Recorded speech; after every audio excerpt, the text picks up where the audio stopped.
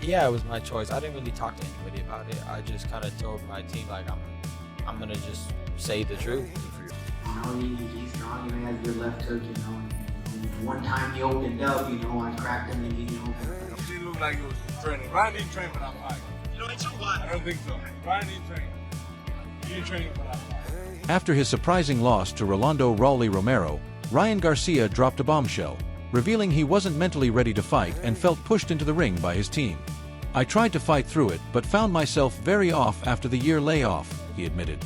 Garcia opened up about his personal struggles during his time away from the sport, saying the year was extremely tough and took a toll on his mental health. Despite feeling clearer now, he suggested the decision to return wasn't entirely his own. "I'm extremely disappointed," he said, hinting he knew deep down he shouldn't have fought and even teased the idea of early retirement. Just found myself very off after the year layoff. That whole year, it was a lot for me mentally, as you guys know. So the fact that I got here and I'm in the position I am, my mind is as clear as it is a victory for me, I would say. Ryan Garcia's emotional admission painted the picture of a fighter battling more than just his opponent. His revelation that he wasn't mentally ready to face Rolly Romero sent shockwaves through the boxing community. Promoter Lou DiBella expressed disbelief, saying, "Rolly outboxing Ryan was not a scenario I saw coming." After a full year away from the ring, Garcia was thrown into a high-stakes bout, a move many insiders deemed reckless. Bill Haney voiced his confusion on X, posting, "Congratulations to Devin, Rolly, and Teo for an iconic night of Boxing 3.0. Meanwhile, questions swirled around Garcia's promotional team. One user commented, "I'm still extremely puzzled how Ryan hasn't fired De La Hoya for putting him in the ring clean, no PEDs, against Rolly." Garcia's own comments confirmed he wasn't prepared, yet those around him seemed more focused on business than his well-being. Critics now argue that Oscar De La Hoya set Garcia up to fail. Despite Garcia's emotional breakdown and clear signs of being unready, De La Hoya dismissed the loss. "This fight wasn't devastating at all," he said, adding, "Ryan knows what he has to do." His remarks sparked outrage among fans and insiders who felt Garcia had been betrayed by his team. Instead of showing accountability, De La Hoya downplayed the consequences, further fueling criticism over his role in Garcia's poor management. Now, fans are left wondering, will Ryan Garcia finally break away from a team that seemingly prioritized profit over his health and future in boxing?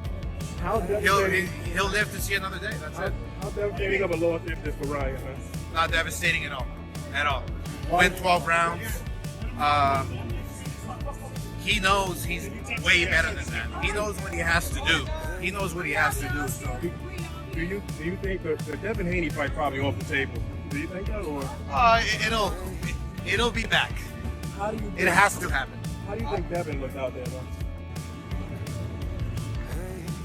Gun shy. Literally, he was running. I mean, he was scared to me. Scared of getting hit. Bob Arum recently made waves with strong criticism of Ryan Garcia's return to the ring, calling out both Garcia's management and promotional team for poor decision-making. He took issue with the choice to have Garcia face Rolly Romero after a year-long hiatus, pointing to a lack of proper planning as a major factor in Garcia's underwhelming performance. Arum stressed that after such a lengthy layoff, Garcia should have taken a tune-up fight before stepping into a high-risk bout against a dangerous opponent like Romero. According to Arum, this decision reflects a troubling trend in boxing, prioritizing big paydays over smart, strategic career building. "A good decision would have been to take a tune-up fight and then move to a Romero or a Haney," Arum explained, underscoring the value of gradually building momentum. He emphasized that boxers need time to regain rhythm and confidence after long breaks, and rushing them back into elite-level competition can be detrimental. Arum's remarks highlight the broader issue of how financial incentives often override sound matchmaking decisions in boxing. He warned that such missteps can have lasting effects on a fighter's career, especially young talents like Garcia. Arum also noted that even top fighters aren't immune. He referenced Devin Haney's performance against Jose Ramirez after a year off, saying Haney looked out of sync. "Bad matchmaking is a huge part of this game," Arum stated, emphasizing the need for experienced, thoughtful matchmakers who prioritize a fighter's readiness over profit. His comments serve as a warning to the industry about the dangers of poor planning and the importance of protecting fighters by making careful, strategic decisions about their career. This is a lack of real planning. He should have had a tune-up fight first and then go into a fight with a guy like Romero. But, you know, these fighters and the promoters get turned by the money, and they don't make really good decisions.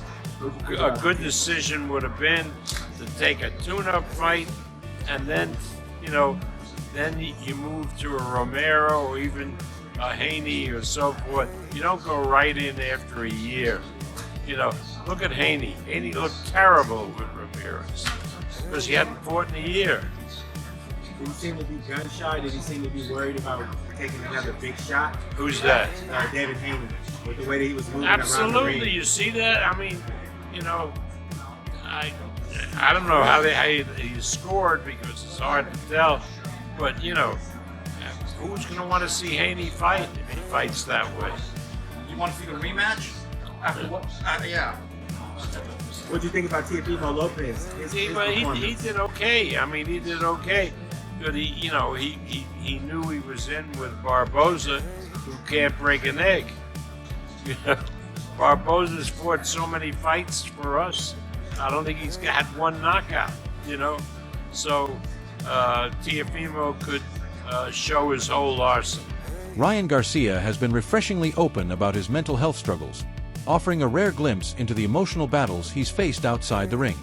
In a candid interview, Garcia shared that he has been dealing with anxiety and panic attacks since the age of 17. At one point, his fear became so overwhelming that he developed hypochondria, obsessing over the idea that he was gravely ill. His focus faded, and his anxiety spiraled out of control. "I just kept going through that. More panic attacks, and I couldn't breathe half the time," he recalled, highlighting the heavy toll it took on him. Instead of hiding behind a more socially accepted excuse like a physical injury, Garcia made the bold decision to be honest about his mental health. "It was my choice," he said, revealing that he didn't even consult his team before speaking out. Despite facing backlash, he stood firm, explaining that being truthful was the first step toward healing, urged others facing similar struggles to seek support and practice self-awareness. "Talk to the right people, talk to yourself, and understand you're not alone," he advised. Garcia's courage in revealing his vulnerability has opened important conversations about mental health in boxing, a sport where emotional struggles are often kept in the shadows. His honesty may empower others to do the same. It was time, obviously, and learning more about. You go to therapy? Yeah, I was going to therapy, and I took all the steps that I just wanted to get better, so I took every step that. And who advised you to be so open about it? Because I'm sure your team was like, let's just say it's a shoulder injury, let's not talk about mental health. Because again, you're the first one to do it. Yeah. Was it your choice? Yeah, it was my choice. I didn't really talk to anybody about it. I just kind of told my team, like, I'm gonna just say the truth. That's it. And we'll see. And you still got backlash after that? Yeah. Jesus. Of course, because there's people that have like this idea On social media. Well, because they really want me to, like, you know, I'm just easy to pick on, right? Totally. Yeah. Like, oh, you know, this kid. Like he has everything. Yeah. What do you mean mental health? It's Yeah. like, you don't understand. Yeah, Your no, stuff, crazy. But You're stuff still a doesn't human equal being happiness. But the you know? thing is, I've struggled with it since I was 17. It was something new. It just got to like a place where, and I don't even know how it truly happened, but because I had just won the biggest fight of my life.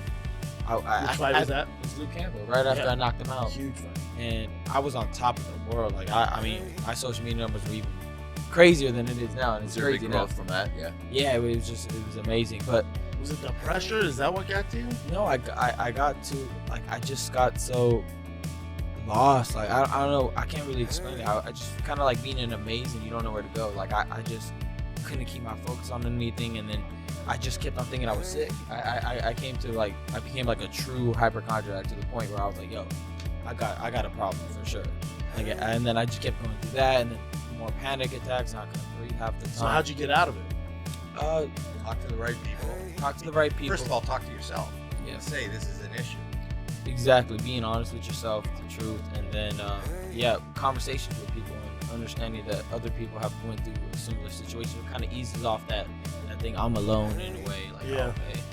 Both Mike Tyson and Derek Jeter expressed disappointment in Ryan Garcia's performance following his loss to Rolly Romero. During a live discussion, Derek was blunt, stating, "Ryan didn't train for that fight." He highlighted that Garcia's lack of preparation was evident, especially after a year-long layoff. Tyson, though more measured in tone, agreed with Jeter's assessment, voicing concern about Garcia's readiness. Derek emphasized that while Garcia may not have fully committed to training camp, Romero deserved full credit for his performance. Their candid remarks reflect a growing consensus. Garcia's lack of proper preparation played a major role in his defeat, underscoring the importance of training in high-stakes fights.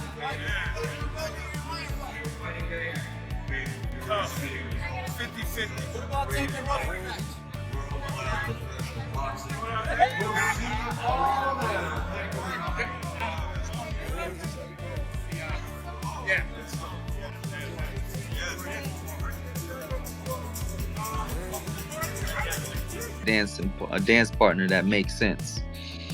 Rolly don't make sense. No. Not really. I mean, what is he known for? Getting beat, and then not looking so good. Like, he's been on a kind of a downward spiral. He doesn't even look very confident about this fight. Now, I'll be the first one to tell you that I'm always on Rolly's team, but it just doesn't look so good right now. But I'm going to tune in. Hopefully, he can pull up an upset and actually give a good fight. I just haven't seen him in one in a long time. Teddy Atlas recently offered an insightful breakdown of Ryan Garcia's return to the ring against Rolly Romero, analyzing both fighters with his trademark candor. He noted that this matchup gives Romero another big opportunity to prove himself and secure a major payday. While Atlas joked about Romero possibly having behind-the-scenes leverage to land these fights, he also praised his fighting spirit and acknowledged the stability Romero seems to have found in recent bouts. Turning to Garcia, Atlas remarked on the noticeable change in his demeanor. He sees a more mature, focused fighter, someone who now appears quieter and more dedicated to the sport. Atlas didn't shy away from Garcia's troubled past, referencing moments of self-doubt and questionable decisions that once raised concerns. However, he believes that if Garcia has truly confronted his inner struggles and found confidence, he still has the potential for greatness. As for Romero, Atlas highlighted his strong fundamentals, talent, technique, and an effective style, which could make him a dominant force, especially if he's mentally and emotionally aligned. While the outcome of the bout remains uncertain, Atlas concluded that Romero could rise to the occasion if he brings his best to the ring versus Rolly Romero. Rolly gets another crack at it, another huge fight, another payday. Does Rolly, hey, look, I'm a kid. I'm kidding. I like him. He's a fighter. I like him. He's a fighter, and he's gotten a little more humble. He's quieted down. He just fights now. I like him. But let me ask you a question, Mark. Okay? Again, because I think people, if anything, they can hate me, they can like me, they can tolerate me, but they know I'm going to say what I think, and maybe what they're thinking, but they can't say. But does he have pictures on somebody? Because he keeps getting these fights. He loses the big ones, and he gives us all. I'm not knocking him, but he loses the big ones, and then he comes up and gets a big fight where obviously it passes somebody else up on a line that probably thinks, hey, wait a minute, I've been winning. I've been winning over here, and I'm not getting this shot. This guy loses when he gets them, and he gets another one. Like, what the? That's like, amazing. What the heck? What the heck? You go back to when he was fighting on Showbox. He fought a guy from a Dominican kid named Jackson Marinas. I thought he lost that fight. I was live at the fight in Vegas versus Ishmael Barrosa. Tony Weeks gives him a gift, stops the fight. Horrible stoppage. He loses to Pitbull Cruz, to your point, to Tank Davis, and here he is again. He could talk, he could sell, right? He's got a mouthpiece on him. And he's got Al Heyman. He's got Al Heyman. Al And Heyman has helped him. Yeah, most importantly. And an exciting style, right? He does come forward, he is strong, and he engages. So in this he's fight, kind of sometimes he's kamikaze, but yeah, he goes and he comes and he comes and he puts it forward and he leaves it. Rolly Romero's win over Ryan Garcia is being seen as a major wake-up call for fighters, coaches, and the boxing world at large.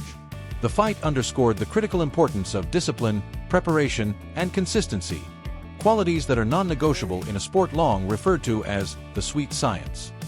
Coaches who prioritize fundamentals like footwork, hand placement, and ring IQ would likely find Garcia's performance frustrating. While his signature left hook remains a known threat, his tendency to rely on it, combined with long stretches of inactivity, cost him valuable momentum. Throughout the fight, Garcia struggled to maintain a consistent offensive output, allowing Romero to control key moments and edge ahead. Despite the disappointing loss, Garcia's post-fight response showcased a high level of maturity and grace. Rather than making excuses or deflecting blame, he congratulated Romero and acknowledged his defeat with dignity. Fans and analysts praised his reaction, with one observer tweeting, "Ryan Garcia showing a lot of class in defeat, congratulating Rolly Romero and making no excuses." His composure under pressure highlighted his emotional growth and respect for the sport, leaving a positive impression even in defeat. However, controversy soon followed with the release of the official scorecards. Judges scored the fight 115-112, 115-112, and 118-109 in Romero's favor. This sparked debate among fans and analysts, especially considering Garcia scored an early knockdown. CompuBox data showed Garcia landed only 54 punches over 12 rounds, one of the lowest recorded totals, reflecting his struggle to find rhythm after a year-long suspension. The wide margin in the scoring led many to question the accuracy and fairness of the judges' decisions. Some argued that the fight, while clearly won by Romero, wasn't as one-sided as the card suggested. The controversy has reignited discussions about the integrity of boxing's judging system, with calls for more transparency and standardized criteria. Ultimately, Romero's victory was earned, but the fallout from the scoring has added a layer of complexity to Garcia's defeat. It serves as a reminder that, in boxing, both in-ring performance and ringside judgment must be held to the highest standards to preserve the sport's credibility. A welterweight in Ryan Garcia threw just over 200 punches. Alright, now we have heavyweight fights. We have heavyweight fights like Joe Joyce versus Filip Hrgovic, which I think were double that in a 10-round fight, and they're heavyweights, big heavyweights. I don't know what happened here. I really don't. But I will say with Rolly, right? I've said with Rolly before, and I picked Ryan Garcia massively to win this fight. Rolly has never impressed me in the slightest. In fact, I never understood why anyone thought this guy was anyway easy. I thought he lost the fight earlier this year. I can't remember the guy's name who was in there with, but it was a very dubious decision. He looked, well, against Ishmael Barroso, a guy who was officially 40, but let's be real, was probably closer to 50. He looked terrible in that fight. He got dropped in that fight.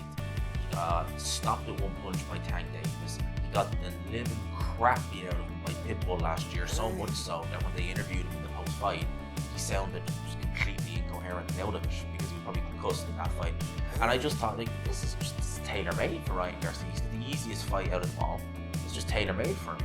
And I thought we would see one of these three guys, Teofimo Lopez, and his fight with Barbosa was probably the most entertaining fight of the three main events. And that wasn't a great fight. It was good, but it wasn't great. This, I don't know what it was. Was it something to do with the fact that it was in Times Square? The atmosphere was not what I was expecting. Following Ryan Garcia's loss to Rolando "Rolly" Romero, speculation began swirling about the future of a potential rematch with Devin Haney. Many questioned whether Garcia could recover from the setback and still secure a high-stakes bout with Haney.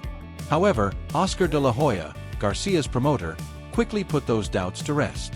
He confirmed that the rematch is still on track and emphasized that Garcia's recent defeat would not derail their plans. De la Hoya reassured fans that Ryan remains determined and focused on facing Haney, maintaining his ambition to prove himself at the top level. Adding to the conversation, rising lightweight star Keyshawn Davis came out in strong support of Garcia.